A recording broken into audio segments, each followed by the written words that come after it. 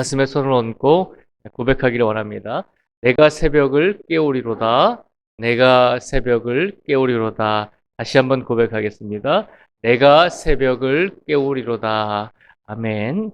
항상 육신적으로, 영적으로 새벽에 예수님을 만나실 수 있는 우리 모두가 되기를 축복을 드립니다. 힘들고 어려운 새벽 예배의 가정이지만 하루하루 날마다 이 길을 걸어갈 수 있는 우리 모두가 되기를 축복을 드립니다. 오늘 예수님께서 성전에서 말씀을 가르치실 때에 종교 지도자들이 예수님을 시험하기 위해서 한 가지 질문을 합니다. 23절 말씀에 보면 예수님께 이렇게 질문하죠. 내가 무슨 권위로 이런 일을 하느냐? 또 누가 이 권위를 주었느냐라고 질문을 하죠. 예수님께서 성전에서 말씀을 가르치고 있으니까 이스라엘의 종교 지도자들이 예수님을 시험하기 위해서 질문을 했다는 것입니다. 네가 무엇인데 이런 권위를 가지고 이렇게 말씀을 가르치느냐? 누가 너에게 이런 권위를 주었느냐라고 질문을 하고 있습니다. 이 질문에는 항상 예수님께서 어떤 대답을 하시든지 이 종교 지도자들의 시험에 또 구덩이에 빠지는 그런 결과를 낳게 됩니다. 그러니까 예수님께서 만약에 내가 하나님께서 나에게 이런 권위를 주셨다라고 하면 이스라엘의 종교 지도자들이 당시에는 종교 지도자들이 말이 절대적이었잖아요. 예수님께서 만약에 하나님께서 나에게 이런 권위를 주셨다라고 하면 신성 모독으로 하나님을 모욕했다라고 그렇게 올가맬 수 있는 것이죠.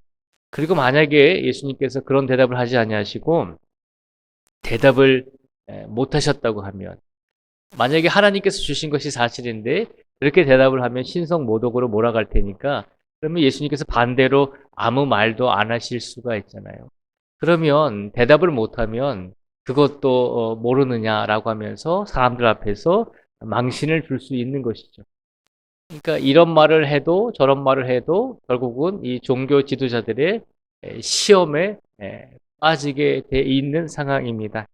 예수님께서 참으로 지혜로우신 것 같아요. 예수님께서 대답을 뭐라고 말씀하셨냐면 25절 말씀에 보면 이렇게 그들에게 다시 질문을 합니다. 요한의 세례가 어디로부터 왔느냐? 하늘로부터냐? 사람으로부터냐? 라고 그렇게 묻고 있습니다.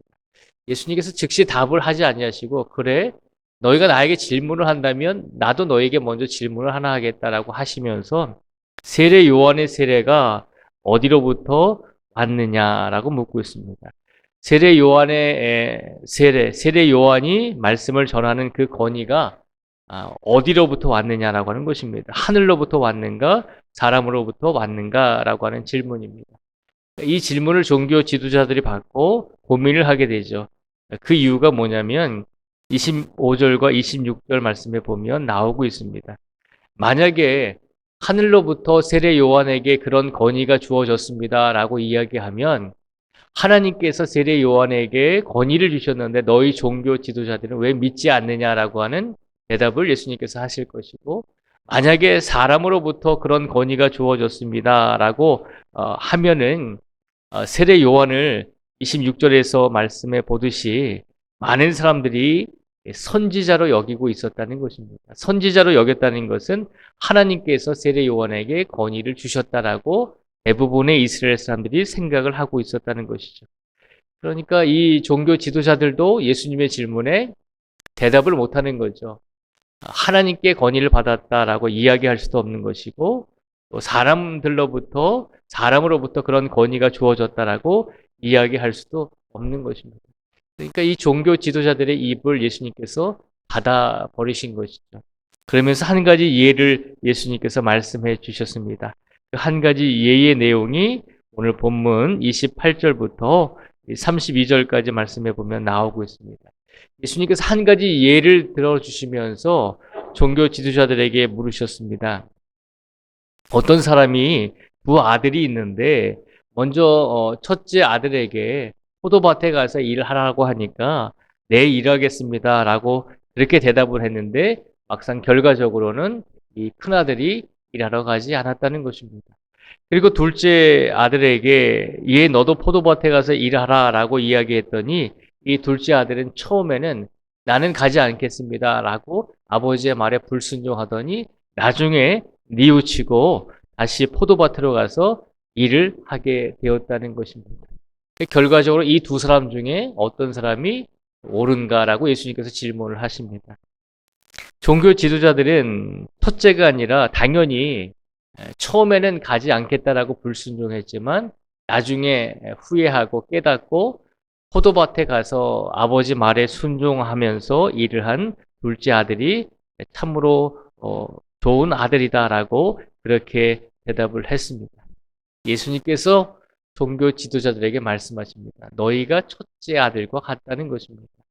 하나님의 말씀에 순종하는 것처럼 보이지만 너희 종교 지도자들은 하나님의 말씀에 겉으로는 순종하는 것처럼 보이지만 순종하지 않는다는 것이죠.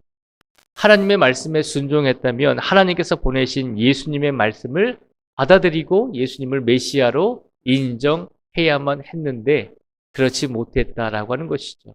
시간만 나면 예수님을 시험하고 시간만 되면 기회만 되면 예수님을 구렁텅이에 빠뜨려서 흠을 잡으려고 그렇게 기회를 노리고 있었다는 것이죠. 그런데 반면에 예수님께서 뭐라고 말씀하시냐면 너희 종교 지도자들은 첫째 아들과 같지만 그러나 너희가 욕하는 저 세리와 죄인들 지금 나 예수와 함께 있는 미천하고 천한 이 사람들은 오히려 둘째 아들과 같다는 것입니다. 세리와 또 몸을 파는 사람들은 하나님 보시기에 하나님 말씀에 순종하는 사람은 아니었잖아요.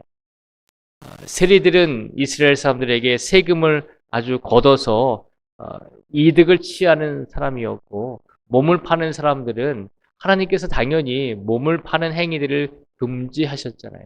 그런데 하나님의 말씀을 듣지 않고 자기 마음대로 살아가는 사람이었지만 예수님께서 말씀을 전하실 때 예수님께서 복음의 말씀을 전하실 때 세리와 창녀들은 오히려 더 예수님의 말씀을 듣고 예수님을 메시아로 믿고 복음을 받아들였다는 것이죠.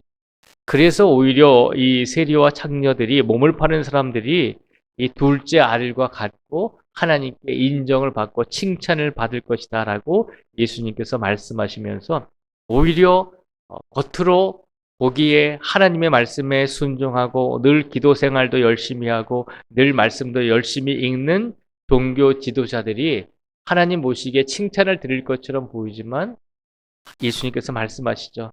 겉으로 보여지는 모습으로 너희가 그렇게 겉으로만 하나님을 열심히 믿는 척 하는 사람들은 결코 하나님께 인정을 받지 못할 것이다 라고 예수님께서 말씀을 해주고 계십니다. 겉으로 보기에 경건하고 겉으로 보기에 하나님의 말씀을 잘 순종하는 것 같지만 그러나 그의 삶 속에서 오히려 열매를 맺지 못하고 오히려 하나님의 말씀에 불순종하는 사람들은 오히려 하나님의 나라에 들어가기가 더 어렵다라고 하는 것을 예수님께서 말씀해 주고 계십니다. 오늘 이 말씀을 우리에게 예수님께서 주신 이유가 무엇일까라고 생각을 해보게 됩니다. 오늘 예수님께서 이 말씀을 우리에게 주신 것은 항상 우리의 삶 속에서 진앙적으로 우리의 삶 속에서 도덕적으로 항상 겸손한 마음과 겸손한 믿음을 가지고 삶을 살아내라는 것입니다. 하나님 나는 이렇게 열심히 예배드리고 있습니다. 하나님 나는 이렇게 열심히 기도하고 있습니다. 그것이 더 중요한 것이 아니라 물론 그것도 중요하겠죠. 그런데 겉으로 보여지는 우리의 모습보다 예수님께서는 우리의 내적인 모습, 우리가 얼마나 예수님의 말씀대로 살아가며 얼마나 예수님의 말씀대로 믿음의 열매를 맺으며 살아가고 있는지 우리 자신을 항상 겸손하게 되돌아보라는 것입니다. 그러니 오늘 이 시간 우리가 기도하고 예수님께 간구할 때 다른 사람에게 있는 티와 또 대들보를 먼저 보기 전에 항상 우리가 먼저 예수님 안에서 겸손하고 더 낮아지는 모습으로 우리가 더 예수님 앞에 겸손한 믿음으로 바로 서서 예수님 보실 때 진정한 믿음으로 열매를 맺을 수 있는 우리 모든 성도들이 되시기를 주님의 이름으로 축복을 드립니다. 오늘 말씀을 통해서 다시 한번 예수님께서 말씀하십니다. 어떤 삶 속에 있든지 뉘우치고 다시 예수님의 말씀에 순종하는 성도가 되라는 것입니다. 그런 삶을 예수님께서 원하신다는 것입니다. 그러니 어제의 삶 속에서 조금 넘어지고 어제의 삶 속에서 조금 우리가 만족하지 못하는 믿음의 삶을 살았을지라도 오늘 최선을 다해서 어제보다 나은 믿음의 삶을 오늘 살아내실 수 있는 우리 모두가 되시기를 주님의 이름으로 축복을 드립니다. 기도하겠습니다.